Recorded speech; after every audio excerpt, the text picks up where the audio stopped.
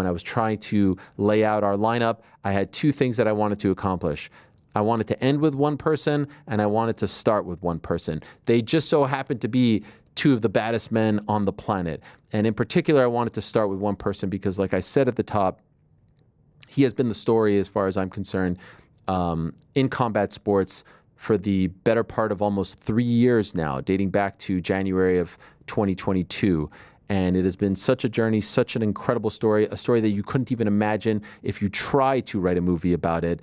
And another chapter of that story is going to be written this Saturday back in Riyadh, Saudi Arabia. It's his debut in PFL. It's his return to mixed martial arts for the first time since 2022.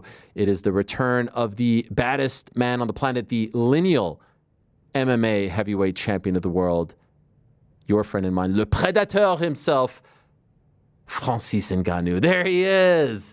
Francis in the house. My man. Yeah, he's back and stronger than ever.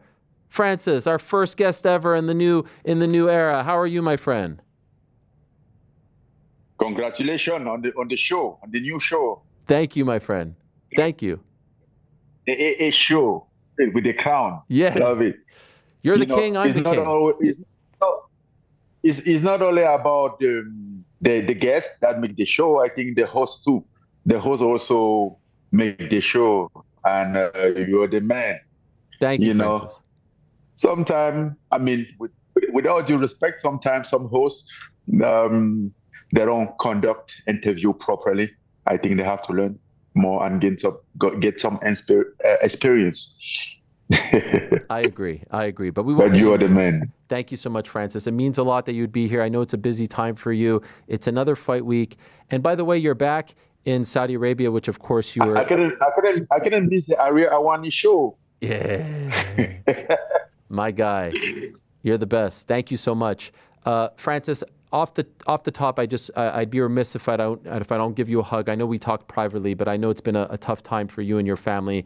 So I just want to send my love to you and my condolences publicly as well. And I hope that you are doing okay. I don't think you will ever truly heal from what you experienced a few months ago with the passing of your son. But I just want to say I hope that you are feeling a little bit better and that he is still in your heart and that you are honoring him this Saturday. But I just wanted to express that off the top because I felt like that was the appropriate thing to do. Thank you. I appreciate that. Just as truly I appreciate your message at the moment when it happened. But as you said, we will not, it's not something that you hear from. You just learn to roll with it. And that's what I'm doing. I'm trying exactly like to figure out the way to move on, to roll with it, because there's not anything that I will ever do without it anymore. It's just to find a way. I said when it happened. And in fact, I think like, to be honest, even though like I'm excited like to go out there and fight, but for me it's like going out there to discover myself, where I am, to find out where I am exactly in life as a person, deep inside me, and that's the only way for me to dig deeper. Where do you think you are? I don't know. I mean, it's been a lot of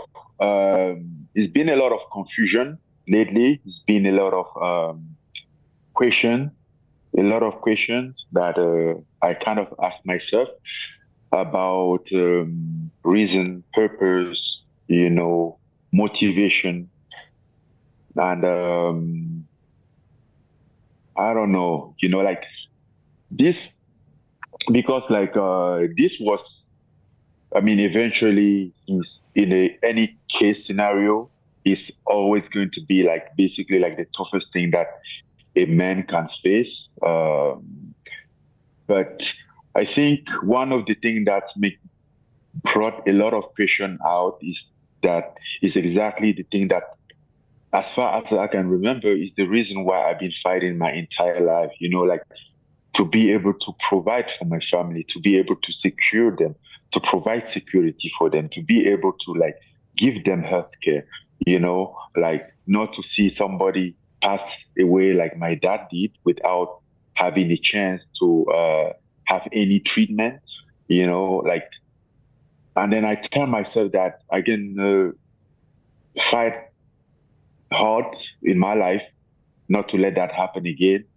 And I did think that at some point I feel like, oh, I'm not doing bad. I think I'm on the right way. I'm fighting good. I'm securing if ever is the case, if ever somebody in my family need a medical care or whatever it takes, I think at the point of my life that we will I can handle that, whether it's like medical plane or whatever it is, like name it. I was like, okay, I think I can fight that off. But then the thing that you've been fighting for is the exact thing that happened to you. Like, didn't just have a chance to like take him to the hospital and stuff like that, and then you're kind of like, okay, then why all this? Like, all those years, what was the purpose? If it's to end up exactly feeling exactly like I felt back then, like being powerless, have this feeling of being useless, not to fight for your own. Hmm. One thing that I think a lot of people said was that I think a lot of people didn't even know you were a father. You kept your private life very, very, very private. Some people like to show pictures or bring their family to fights. Could I ask just about that mentality? Why do you keep that side of your life so private?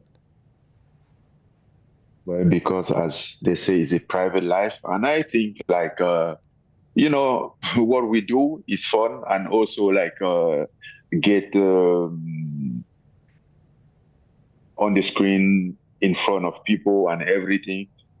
I think it's not always like great things. And I think like for myself, uh, my family will choose, or my kids will be the one that they will choose to be on the screen, like, but at least they have that option.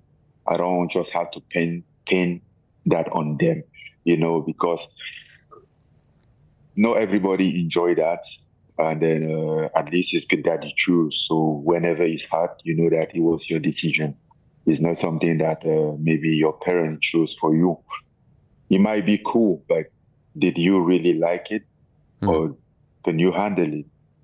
So I think that's the reason. I wondered when it happened, when we were talking about it. I said, I wouldn't blame Francis if he doesn't fight for the rest of the year, if he takes a year off, if he takes 2 years off. Maybe if he says, to hell with all of this, I want to be left alone. Can I ask about just the process of when you decided, okay, because I know PFL was saying they're giving you space and no one was forcing you. I think that was the case, to where you felt comfortable in coming back. Yeah, nobody was forcing me. I mean, I'm a free man. I'm not in the position to be forced by anyone, and nobody even trying to force me. I think everyone respect respect my grieving, um, and to be honest, like there was a moment that I didn't just give a shit about anything, whether it's fighting or anything. Like everything should taste tasteless. Like, what's the point? What's the purpose? What's that for? Like, but, and then you process it, you grieve, you mourn, and then you also like want to want to give a reason for it, want to give a purpose for him, at least for his existence, even though he wasn't long. Um, because what would that have been if that was the reason for me to uh, to stop, to retire, to stop fighting? I mean, is it what I wanted? No. Is it what he would have liked? No. Is it the best way that will honor him? No. I mean, I want him to be remembered, but not as the one that made me retire, or maybe instead, but maybe the one that made me keep fighting. That's a beautiful way to look at it. And I think everyone supports that and understands, but I would have understood either way, anyway, that you would have decided to go. And so I wonder, just like I remember seeing the first photo of you and Eric Nixick and Dewey, and you started to train a little bit, and we're like, okay, I was wondering if it was therapeutic for you, at least to get back in there. Was it that way, or was it hard to start training and even caring about a fight at the end of the tunnel? He wasn't hurt, like honestly, like when I first went to the gym, for me, he was just like, let's go to the gym and see. I'm not really sure of anything. I don't know. I don't really know if I'm going to do this or if I can give it all. And if I cannot give it all, maybe it's just better to cut it out, to take a time, or to just call it out. Because fighting, again, is not like a game. When you're there fighting, you better be there, focused in there. And then I went there, and one thing that I realized is that when I was in the mat, I was in the mat. Whatever my day is going, it might be like a sad day because I had a lot of sad day, starting really bad that I'm sad, But when I'm in the gym, I'm just focused on training. I don't think about it maybe until I finish training. So then that's when I kind of realized that, oh, I can still do it because it's not interfering in my training. It's not like in between round, I'm thinking of it, In between round, I'm just thinking of what I'm doing right there in the fight, in training, So that's when I thought he could be okay because I didn't know anything. I was just going, following the flow to see how it goes. So your last few fights, Stipe Miocic, Cyril Gane, Tyson Fury, Anthony Joshua, these are some of the biggest names. With all due respect to Renan Ferreira, he is not a household name. And so has it been hard to be motivated for him because you're on a different stratosphere from him? I'm not talking about talent. I'm just talking about the name and just like what he brings to the table from a promotional standpoint. Has that been a difficulty for you to be motivated for him, or is that not something you think about or care about? We don't fight name. We fight talent. The name in that octagon doesn't matter. It's useless. We fight talent. And let me tell you something. This guy has talent. And from all my opponents, I think he's definitely like it's going to be one of my toughest fights. Let's just be serious here. Like, let's look his athleticism, look at his grappling, black belt grappling, striking, like high level, like very well rounded. So I really never have to fight a guy that is at almost as perfect as a fighter, if it's not Stipe Miocic, right? But if you think of all of the others, like this guy is a black belt, but when he strikes, you don't even know that he can grapple. Then when he grapple, you think he's just a grappler. So he brings a lot of challenge, plus his height, his speed, and everything. Yeah, I think it's for me, as I'm taking it, it's very serious. I see it as I see it as I take this fight as an underdog. Wow. I feel as like an underdog. Yeah. And just curious, did you consider boxing at all, or what after everything happened and the fight with Joshua came and went? Was the idea always to go back to MMA at this point? No, I mean the idea was always to go back to have to fight MMA at some point. Like even before the Joshua fight, this fight was scheduled already. I supposed to fight the winner of the PFL Bellator champ, Hmm. right? Right. And I even have this. I even signed this deal before the first boxing fight. So this was a contract that I had for a long time, and I intend to honor the contract, even though I still want to fight boxing. Okay. And I remember the first Stipe fight and then the subsequent fight, which was against Derek Lewis in Las Vegas, and you talked about you felt almost like you were frozen out there. And I'm wondering if you have thought or contemplated how you will feel coming off what happened against Joshua, your first fight back. Do you think your body will have the No, same no, issues? that's not what I was contemplating. I mean, the first Stipe fight and the Joshua fight was two completely different fight. I think I prepare very well for the Joshua fight. I get ready and I get there ready to do everything that I could have done. So again, regardless of the result, like when I look back at that fight and on my end, I think I didn't let any stone unturned, unlike the first TP fight. Like I think I did things right, and then maybe get little. My hand was little tight. I will say that. I will always say that. But either way, I think for it's different. You know, listen. I mean, I'm not in the point of my life that compared to the first TP fight that I care about what this person think, what they say, and then it affect me. I don't just give a shit. I just do me, and then whatever comes out, it comes out. I just make sure that I do my best, and I'm good. And I think that was it. Those were the things that I didn't get back then. I was so like worried about what this person say, like what they think, you know. Hmm. And now I don't care. Um, I'm you, free of all of that. Amen. By the way, when you saw Joshua get knocked out, was there any part of you that said, man, I could have done that? That should have been me doing the knocking out. I didn't need to see the knockout to say that. I know I can. It didn't happen, but I know I can. Nobody can ever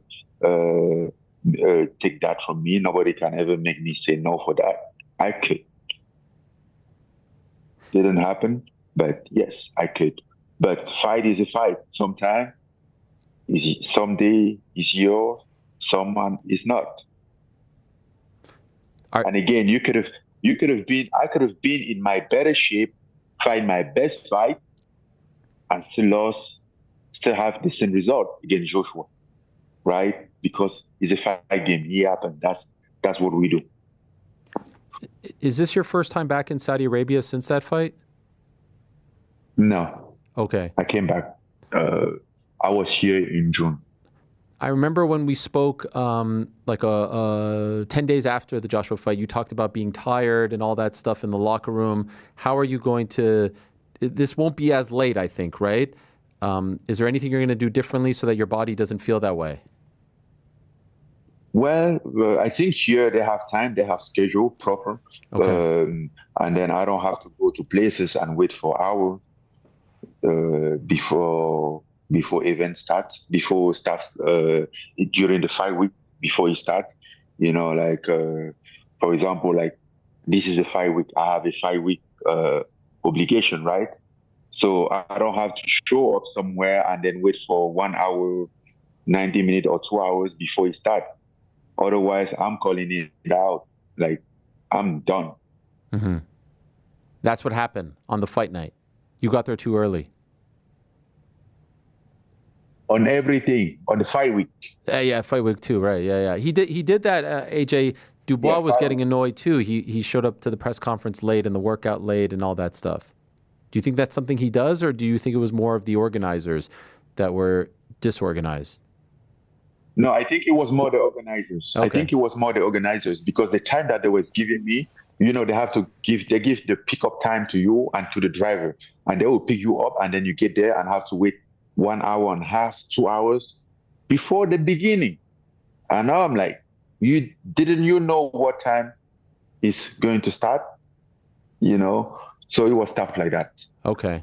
And then we get to the press conference in August. So even before the fight, even Okay. before the fight night, Got it. Got it. that was the entire week. I have to ask you about this because it was very controversial.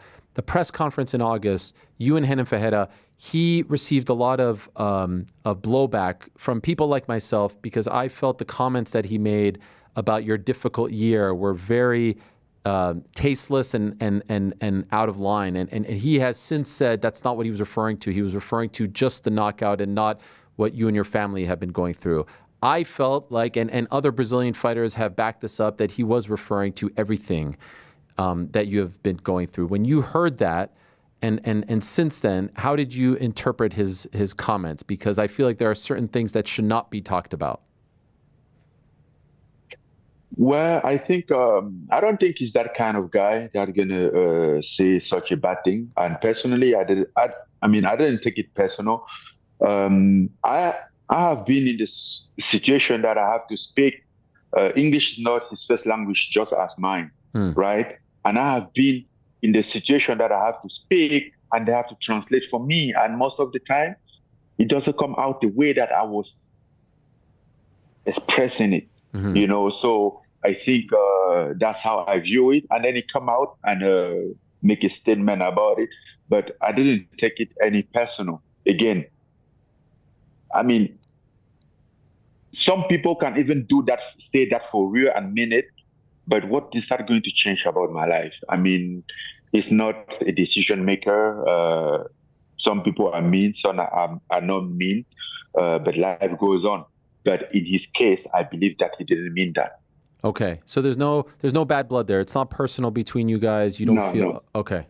No, no. I mean, he was very nice. He seems to be a nice guy overall. Like even before the fight, even before they announced that we are going to fight, I have met him and he's very respectful. So I don't think he was going to say he can he intend to say something like that.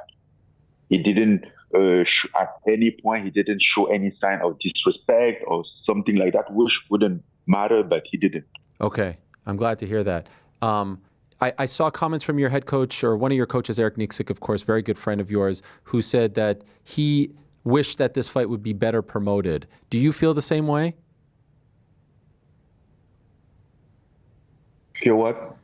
He said comments recently to Bloody Elbow that he wishes that this fight was better promoted, more promoted, that there was more attention on the fight, that there was more people talking about it, more stuff. It's all about you being giants. But to me, this is kind of for the lineal heavyweight championship of MMA because you were the UFC champion and you never lost the title. So he was just expressing some, I guess you could say, disappointment that the event, the fight, your return to MMA, your debut in PFL wasn't promoted enough. Do you feel the same way, or is that not something you're thinking about as well? I just think about fighting. Yeah. You know, I was I'm not lately. I wasn't really checking what is going on in terms of promotion. Um, if it wasn't about this fight, I mean, personally, I didn't do much. I didn't what I supposed to do, what I should have done. I didn't do it myself, like using my platform, and then like they had to push me like even to post to promote the fight to talk about the fight because I wasn't using my social media for months. At some point I even thought about like deleting that, but you know, it's the it's just my work too. Right. And I understand that as well. I do wonder if this one came across your radar. Once again, Dana White was asked about you and the money that you made in boxing, and he referred to it as a myth and that you would have gone more in the UFC, and on it went. Did you see his comments? And if so, what was your reaction? Yeah, I saw his comment. Well, I saw that, but I mean, I didn't, at time, I didn't have any reaction. I mean, I wasn't expecting anything from Dana. So if I was expecting something from him, then I would be like, oh, I'm disappointed that he said this or that he did this, that what he's saying is not true. You know, I'm not, I don't just care about what Dana said. But for reference, It wasn't right. It wasn't true. They wasn't offering me any money that was close to what I have. Basically, the freedom, because we always, I see like trying to drive this into money, but nobody mentioned the terms of the contract, the freedom that I had to do what I want, which was never an option in his. So there's nothing at all comparable. But even if the freedom is aside, could you once and for all tell us, like, money for money, money versus money, what you've made outside now in the 2 boxing fights and the PFL fight, is that more than what they were offering you? No, not even if not even the PFL one.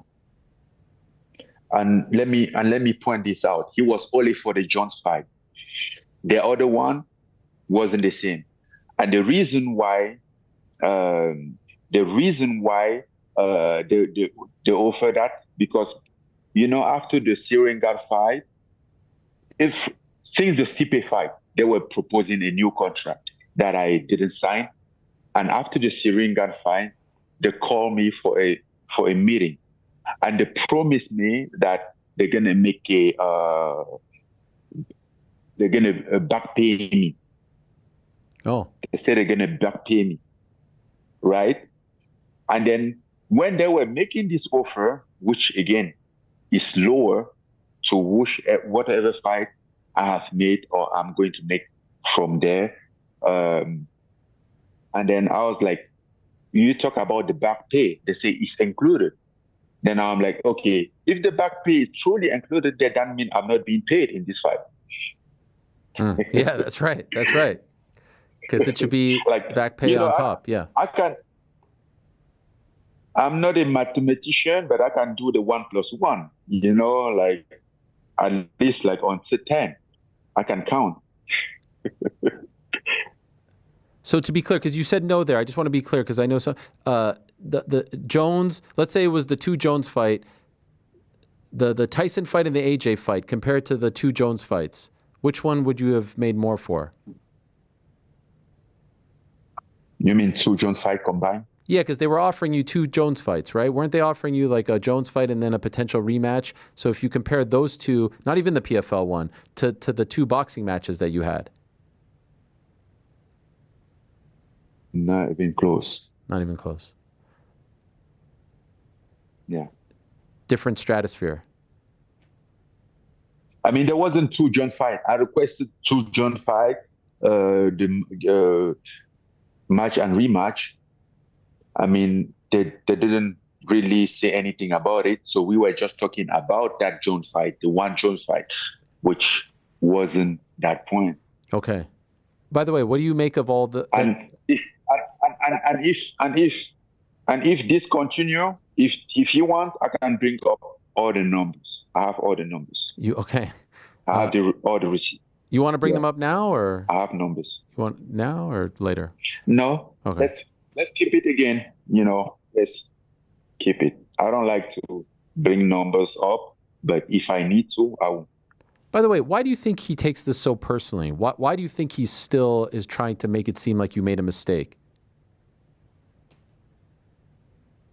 Well, I think he's the better one to answer that question, but yeah, I'm not sure you're going to be able to ask him. Oh, come on, Francis. That's not very nice. That's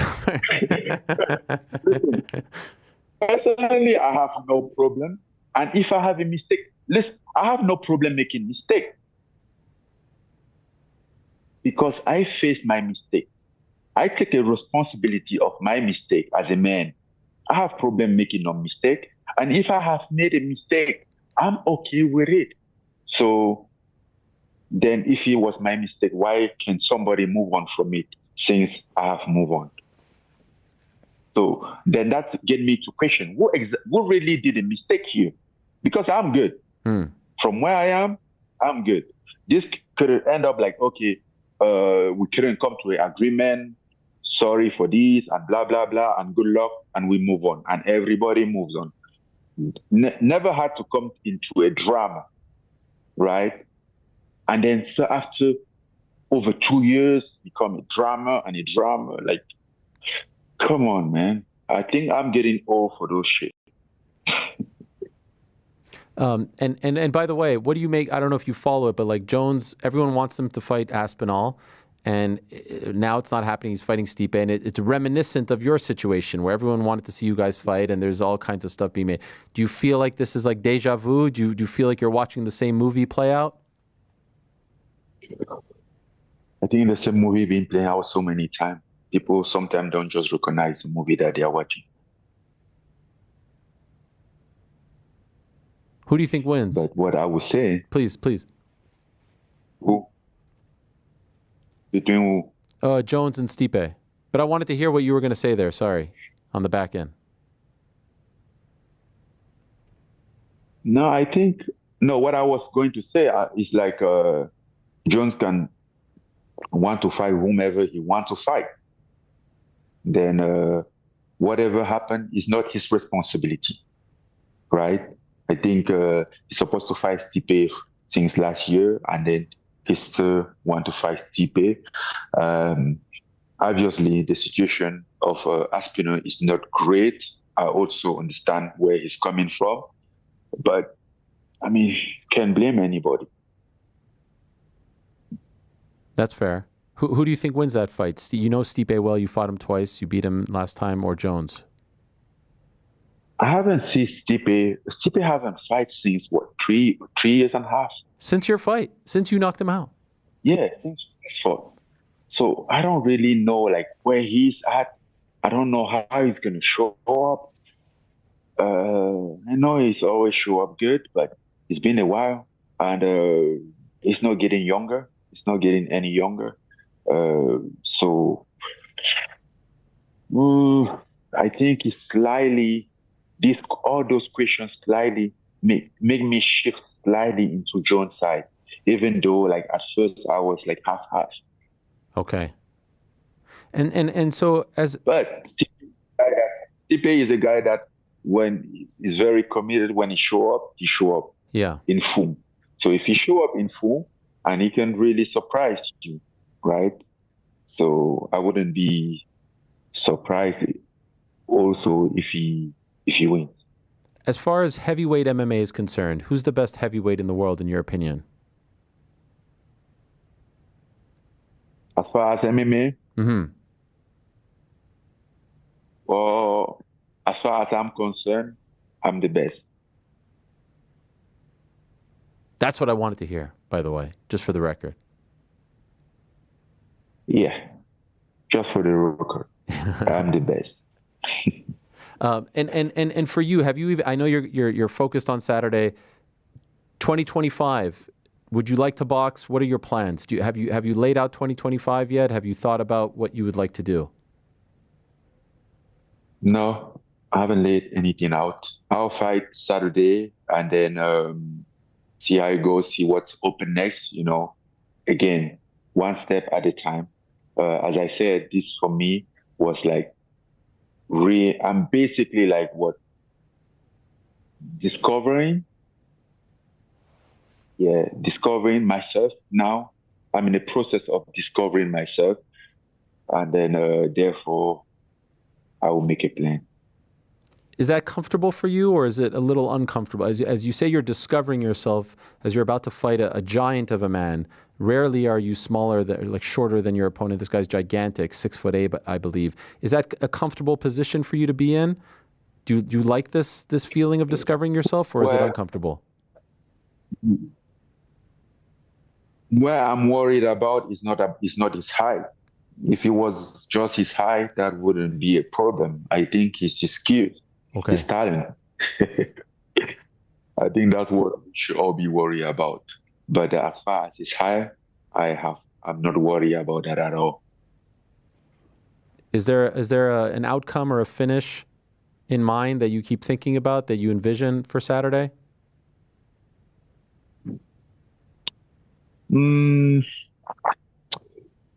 I think he moves a lot and he has a good grappling. I mean, he's a black belt. So unless the fight goes longer, if the fight go past two round, I think it's likely gonna end up into like a decision. Otherwise, if he stay into 2 round, I think it's a knockout.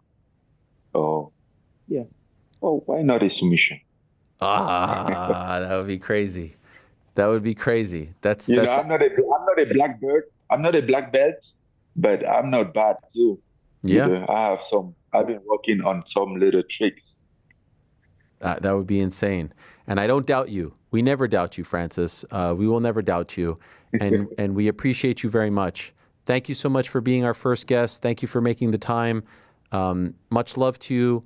All the best. Can't wait for Saturday. Can't wait to see you in action once again. I really, really appreciate it. Thank you, Ariel. Appreciate you. Thank you for having me as the first guest. Yes, sir. You're the man. Au revoir, Francis. And hopefully we could talk after the win on Saturday. There he is, the great Francis Ngannou, le Prédateur. And so, yes, he does return on Saturday, October 19th. And if you buy the pay-per-view, like I said, on DAZN, via DAZN, you get Helwani Vision. First time we do this, something I've been dreaming about for about 5 years. If you've seen Manning Cast, and look at that logo. That is something. Shout out to the whole team here at Yahoo, Amber, Grant, Girk, Shirley. They've all done a great job. I believe there's a TJ. I might have gotten that wrong, but I'm trying my best here, guys, to give everyone a shout out in some way, shape, or form. You've seen Manning Cast. You'll watch the feed. This isn't a watch party situation, and those are great. We do them here. But this is in partnership with everyone involved, DAZN, airing the show, airing the fight. Beginning of the main card, you buy the pay-per-view on DAZN, which is available worldwide, including here in the United States, 4 p.m. Eastern. You can watch the official broadcast. You can watch us from right here. And there's the face-off. There's Francis, and there's La Problema, Renan Ferreira, a mountain of a man, and glad to hear that there's no grudge, there's no hard feelings between the two of them. And yes, Chael P going to join us. Tyron Woodley's going to join us. Megan Anderson's going to join us. Tim Welch is going to join us. Rob Gronkowski is going to join us. Jake Paul's going to join us. Yes. And you could probably figure out who booked which guest. But it's an amazing card. It's an absolute banger of a card. A lot of people said, I'm in for this one. You know, a lot of money is being asked of us to spend on these pay-per-views, but the main card is great. Francis versus Renan Ferreira is a tremendous fight, arguably for the lineal MMA world title. I love the AJ McKee, Paul Hughes fight. I love that one. I think we have the lineup, right? Do we have the lineup? I love the AJ McKee, Paul Hughes fight. An amazing matchup between two studs. The former Bellator champion going up against Paul Hughes, who signed with PFL/Bellator mid last year and made his debut in June. Chris Cyborg is returning finally to fight Larissa Pacheco in a female MMA super fight. And yes, they promoted Pacheco beating Kayla Harrison. So what? That happens. I don't think anyone should really care, to be honest. It's not the biggest deal. And there it is. Johnny Eblen against Fabian Edwards is the other big one. Johnny Eblen versus Fabian Edwards. Obviously, Eblen, one of the best middleweights in the world. And they had a fight back in the day. And I can't wait. I can't wait to see them in action. I can't wait to do this. It's going to be fun. It's going to be different. It's going to be a grand old time. So again, you buy the pay-per-view, 4 o'clock Eastern, 1 Pacific.